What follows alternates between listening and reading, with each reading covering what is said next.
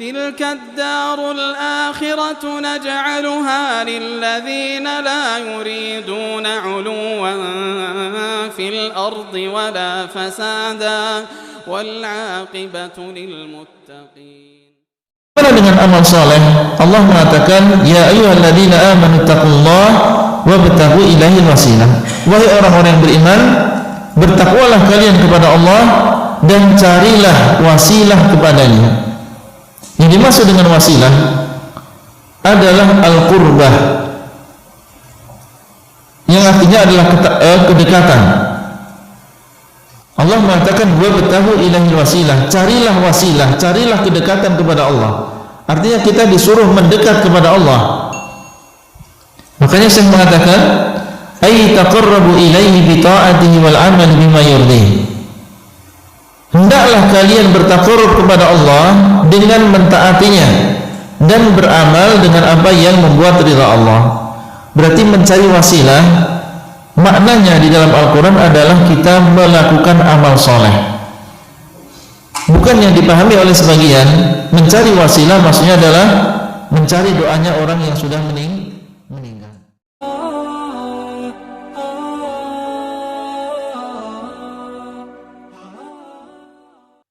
Kita tawasul dituduh syirik, ini nggak nyambung. Tapi hati-hati, kalau mereka yang tawasul itu syirik pasti, karena definisi tawasul mereka beda sama kita. Kalau kita tawasul nggak nyembah Nabi, kalau mereka tawasul itu minta ke Nabi. Makanya beda makna tawasul kita sama dengan mereka. Lalu Syekh Al-Juma menyebutkan di sini dalil-dalil dari Quran mengenai tawassul. Pertama, surah Al-Maidah ayat 35. Ya ayyuhalladzina amanu taqullaha wabtaghu ilaihil wasilah wajahidu fi sabilihi la'allakum tuflihun. Coba perhatikan, wahai orang yang beriman, takwalah kepada Allah dan carilah jalan kepadanya yang disebut wasilah. Wabtaghu, carilah kepadanya wasilah. Terus wasilah di sini kan umum gak nih? Apa arti wasilah tadi? Perantara, media. Oke? Perintah gak nih? Oke. Lalu mereka mengatakan wasilah di sini maksudnya amal soleh.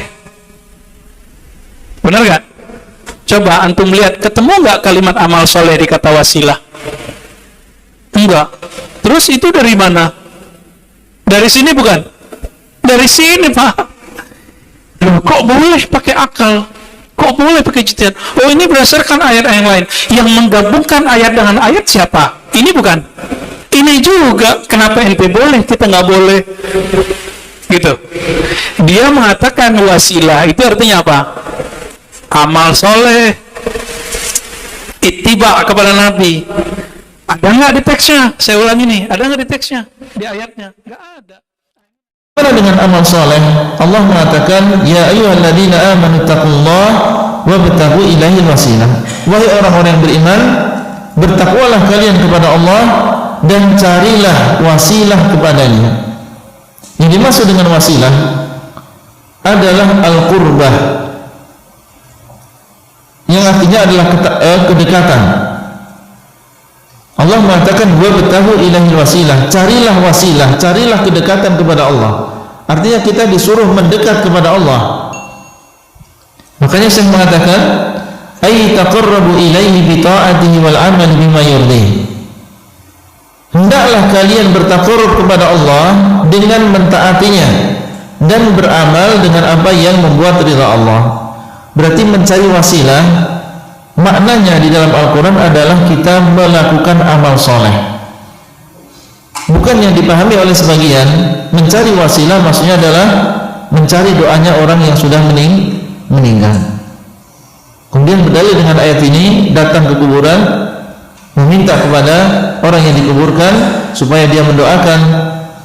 Bukan ini yang dimaksud dengan wasilah. Ayat yang dia gunakan dalil sahih, tapi dia salah di dalam memahami ayat tadi. Al-wasilah di dalam bahasa Arab adalah qurbah, ketaatan, dan inilah yang diucapkan dan ditafsirkan oleh para sahabat. Silakan antum membuka tafsir Ibnu Jarir ya atau Ibnu Katsir rahimahullah, akan disebutkan nukilan dari para salaf, para sahabat, para tabi'in yang mereka menafsirkan al-wasilah dengan kedekatan kepada Allah. Carilah kedekatan kepada Allah dengan cara apa? Dengan cara beramal saleh. Hal ini disebutkan oleh Ibnu Katsir, dinukil dari Qatadah. Berkata Nabi SAW, as'aluka bikulli ismin huwa lak. Ya Allah, aku memohon kepadamu dengan seluruh nama yang itu adalah milikmu. Berarti ini bertawasul dengan apa? Dengan nama Allah. Ya Allah, aku memohon kepadamu dengan seluruh nama yang menjadi milikmu, yang aku ketahui maupun yang tidak aku ketahui. Hadis ini sahih diriwayatkan oleh Imam Ahmad. Dan Nabi SAW bersabda kepada seorang sahabat yang pernah meminta kepada beliau untuk menemani beliau di dalam surga. Jadi sahabat ini meminta kepada Rasul supaya menjadi orang yang menemani Rasulullah di dalam surga. Maka Nabi mengatakan, a'inni ala nafsika bi kathrati sujud. Maka tolonglah diriku atasmu dengan cara memperbanyak sujud. Ya, Nabi menyuruh sahabat ini tadi yang berangan-angan ingin menemani Nabi dalam surga, menyuruh dia untuk memperbanyak apa? Sujud. Berarti untuk mendapatkan keinginan tadi dengan cara bertawasul kepada Allah dengan amal saleh. Ini dalilnya. Ai as-shalah wa hiya minal amil saleh. Yang dimaksud dengan memperbanyak sujud adalah salat, dan dia adalah termasuk amal saleh. Hadis ini diriwayatkan oleh Imam Muslim. Kemudian beliau mengatakan boleh bertawasul dengan cinta kita dan cinta Allah kepada Rasul dan juga para walinya. Ya, Syekh mengatakan boleh kita bertawasul kepada Allah dengan menyebutkan cinta kita kepada Rasul. Misalnya begini, ya Allah, dengan kecintaanku kepada Rasulullah, maka kabulkanlah doaku ini. Cinta kepada Rasul termasuk amal saleh atau bukan? Amal saleh. Ya, cinta kepada Rasulullah termasuk amal saleh. Berarti orang yang mengatakan ya Allah, dengan kecintaanku kepada Rasul, berarti dia bertawasul dengan apa? Dengan amal saleh. Boleh. Baik. Boleh enggak mengatakan ya Allah, dengan kecintaanmu kepada Rasul? Syekh mengatakan apa? Boleh. Kenapa? Karena kecintaan Allah kepada Rasul ini adalah termasuk sifat Allah Subhanahu wa taala. Dan boleh seseorang bertawasul dengan sifat Allah. Boleh seseorang bertawasul dengan sifat Allah atau dengan nama Allah, boleh. Ya, dan mahabbah Allah, kecintaan Allah kepada Rasul adalah termasuk sifat Allah Azza wa Jalla, sifat fi'liyah. Wal awliya, demikian pula kecintaan Allah kepada para wali-walinya. Wa ka qissati ashabil ghar alladziina tawassalu bi a'malihim as-salihah fa farrajallahu anhum. Dalilnya diantaranya adalah kisah 3 orang laki-laki yang mereka terjebak di dalam gua. Masuk ke dalam gua menginap, qaddarallah ada batu yang besar yang menutupi gua tersebut. Enggak ada manusia di luar. Teriak pun mereka tidak akan ada manfaatnya. Tidak ada yang menolong mereka kecuali siapa? Kecuali Allah. Akhirnya masing-masing berdoa kepada Allah, menyebutkan amal solehnya. Satu di antaranya menyebutkan tentang birrul walidain, baktinya dia kepada kedua orang tuanya. Yang kedua, dia menyebutkan bahwasanya dia pernah meninggalkan perzinaan karena takut kepada Allah, padahal sudah hampir. Kemudian yang ketiga, dia menyebutkan amanahnya. Pernah ada seorang pekerja, dia meninggalkan ya pekerjaannya sementara dia belum mendapatkan gaji.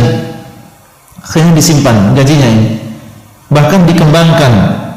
Kemudian datang orang tadi untuk meminta gajinya dan dikatakan harta yang ada di atas bukit ini semuanya adalah milikmu. Gaji yang enggak seberapa dulunya, yang dijaga oleh dia karena takut kepada Allah, bahkan dikembangkan menjadi harta yang banyak. Akhirnya Allah SWT mengabulkan doa ketiga orang tadi dan menggerakkan batu tadi dan akhirnya mereka bisa selamat. Menunjukkan tentang bolehnya bertawasul kepada Allah dengan menyebutkan apa?